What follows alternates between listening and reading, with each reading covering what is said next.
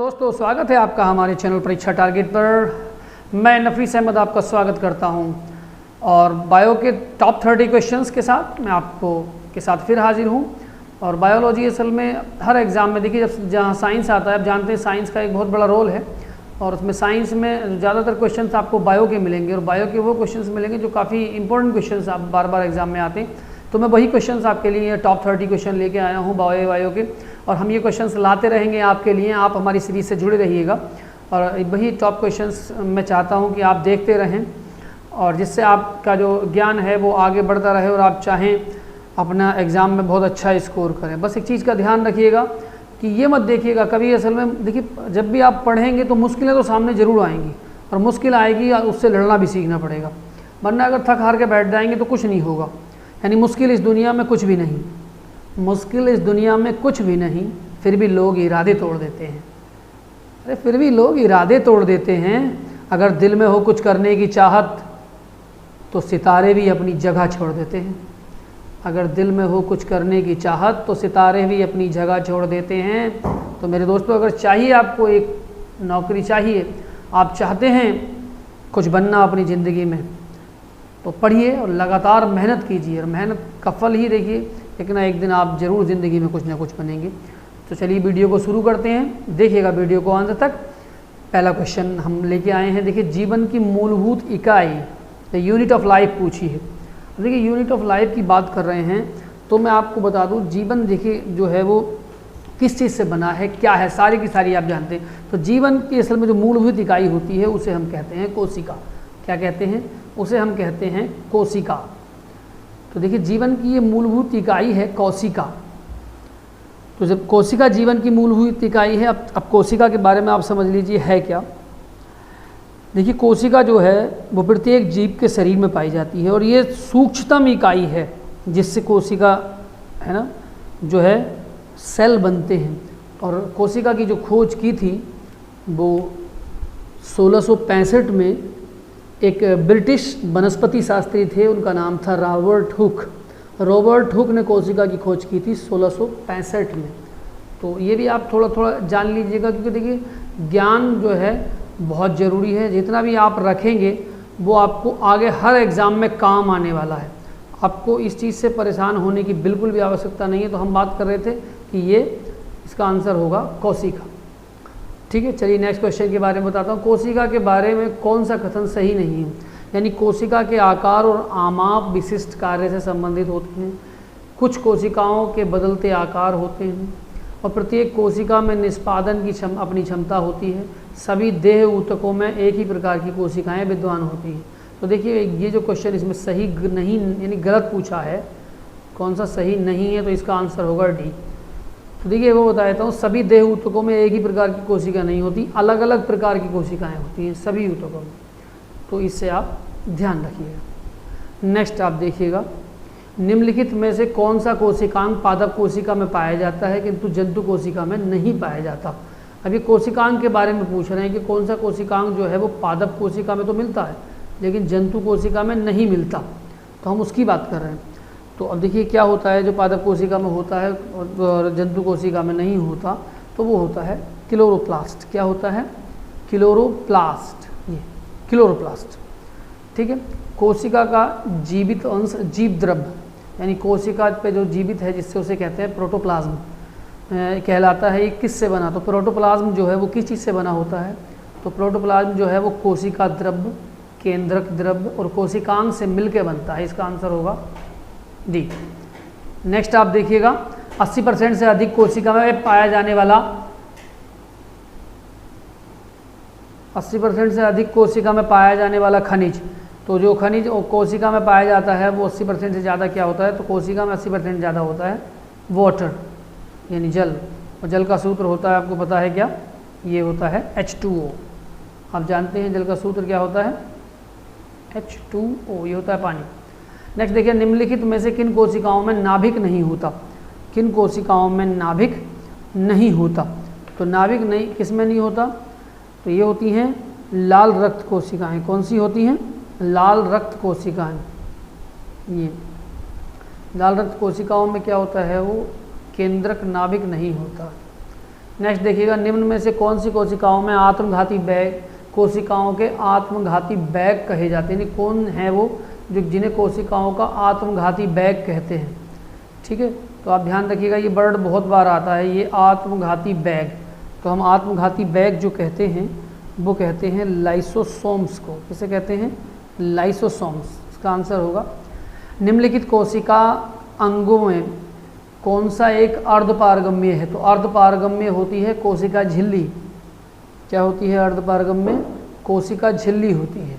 Next देखिएगा, निम्नलिखित में से किसको कोशिका सेल का पावर प्लांट भी कहा जाता है? तो कोशिका सेल का पावर प्लांट जो है, यानी जो पावर प्लांट का मतलब होता है जहाँ ऊर्जा जिसमें सबसे ज़्यादा होती है, उसे कहते हैं माइटोकॉन्ड्रिया। और माइटोकॉन्ड्रिया का जो आकार होता है वो आपको पता ही है, चप्पल के आकार का होता है माइटोकॉन्ड्रिया।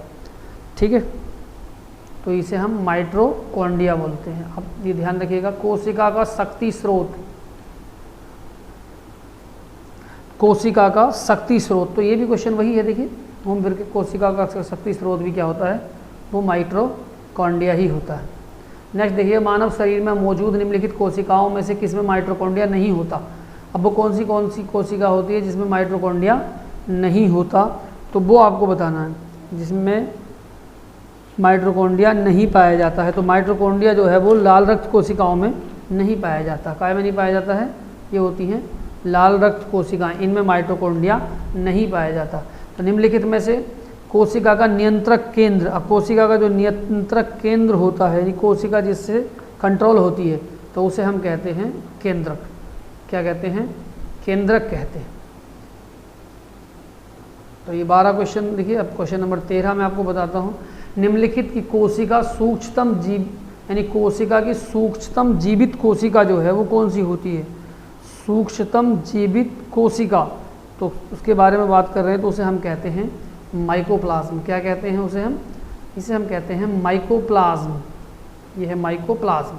डीएनए का संबंध जिस अति मूल प्रोटीन से है, तो उसे क्या कहते हैं? उसे उस प्रोटीन का नाम है हिस्टोन। क्या नाम है उसका? हिस्टोन। चलिए नेक्स्ट देखिएगा, निम्नलिखित में से किस एक कोशिकीय कोशिकांग समूह में डीएनए होता है? यानी डीएनए जो है इनमें से किस किस में पाया जाता है वो बताना है आपको। तो ये बड़ा इंपॉर्टेंट क्वेश्चन है, ये ऐसे क्वेश्चंस बहुत आते हैं, ध्यान रखना।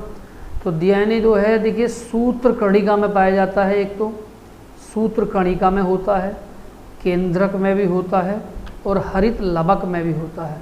तो इसका आंसर होगा ए। ठीक है, नेक्स्ट देखिएगा, डीएनए की पॉलीन्यूक्लियोटाइड श्रृंखला में क्या समाविष्ट होता है? यानी डीएनए की जो पॉलीन्यूक्लियोटाइड श्रृंखला होती है उसमें क्या क्या चीज़ होती है? तो उसमें एक तो नाइट्रोजनी कारक होता है और एक डीऑक्सी राइबोस शर्करा और एक फास्फेट समूह होता है। ठीक है, तो नेक्स्ट देखिएगा आप, चिकनी अंतर्द्रव्य जालिका के अनुपारक कार्यों में से एक कार्य, यानी चिकनी अंतर्द्रव्य जालिका के अनुपारक कार्यों में से एक कार्य, वो कौन सा कार्य है? तो उसे क्या है उसका? वो होता है विषैले पदार्थों का निर्विष्टीकरण, यानी जो ऑक्सीडेंट होते हैं उन्हें बाहर निकालने को ये इसका काम होता है। निम्नलिखित में से क्या डीएनए में मौजूद रहता है और क्या आरएनए में मौजूद नहीं होता? यानी डीएनए में तो होता है किंतु आरएनए में नहीं होता, वो चीज़ क्या है? तो वो चीज़ होती है थायमिन। क्या होती है? थायमिन। आरएनए का प्राथमिक कार्य क्या होता है? तो देखिए आरएनए का प्राथमिक कार्य क्या होता है? तो ये तो आपको सिंपल सा क्वेश्चन है और आपको पता भी होगा। आरएनए का मुख्य कार्य होता है प्रोटीन का संश्लेषण। और राइबोसोम्स होते हैं उनका क्या कार्य होता है? राइबोसोम्स का क्या काम होता है? राइबोसोम्स जो होते हैं उन्हें हम आरएनए ही कहते हैं। क्या कहते हैं? आरएनए ही कहते हैं। नेक्स्ट देखिएगा आप, आनुवंशिक यूनिट अर्थात जीन क्या होते हैं? आनुवंशिक यूनिट यानी जीन के बारे में बात करें तो जीन जो है वो किसे कहते हैं? तो जीन हम कहते हैं किसे? गुणसूत्रों को। किसे कहते हैं? गुणसूत्र। और गुणसूत्र जो है वो कितने होते हैं मनुष्य में? 46। अगर 46 से ज़्यादा हो गए 47 तो वो कैसा हो जाता है? वो दिमाग चले हुए ये क्रैक वगैरह जो होते हैं उन। और डीएनए की द्विकुंडलिनी संरचना किसके द्वारा की गई थी? डीएनए की द्विकुंडलन संरचना जो है वो किसके द्वारा की गई थी? तो देखिए डीएनए की द्विकुंडलन संरचना के बारे में मैं आपको थोड़ा सा बता दूं।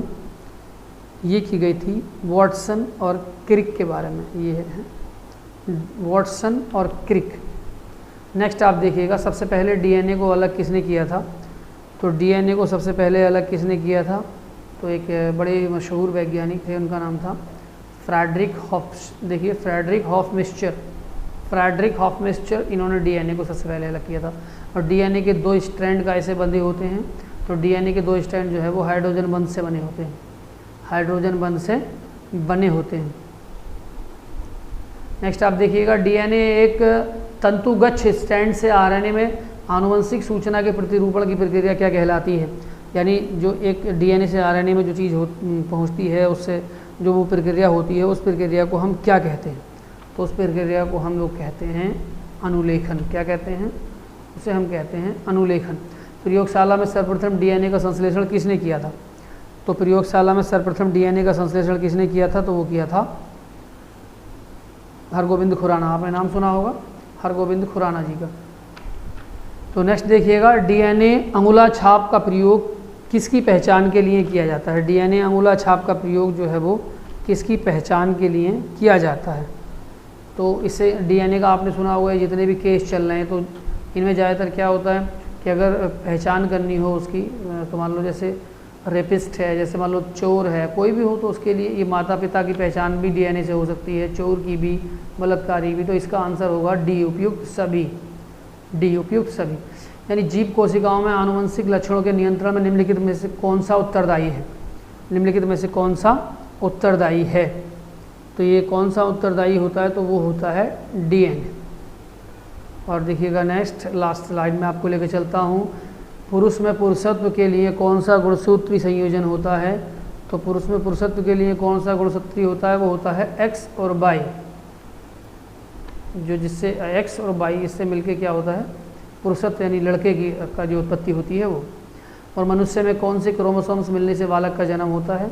तो बालक का जन्म जो होता है वो पुरुष का वाई और स्त्री का एक्स, पुरुष का वाई और स्त्री का एक्स मिलके यानी सी, पुरुष का वाई और स्त्री का एक्स मिलके जो है बालक का जन्म होता है। तो दोस्तों ये टॉप 30 क्वेश्चंस थे बायो के। और अभी हम लोग शुरुआत से लेके चलते हैं, हम सीरीज को शुरू कर आगे भी कैरी करेंगे।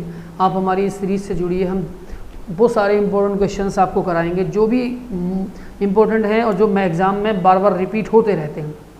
कोई भी क्वेश्चन हम आपको छुड़वाने वाले नहीं हैं। तो इसी से आप जुड़े रहिएगा और देखते रहिएगा परीक्षा target. Thank you for watching the video. Thank you.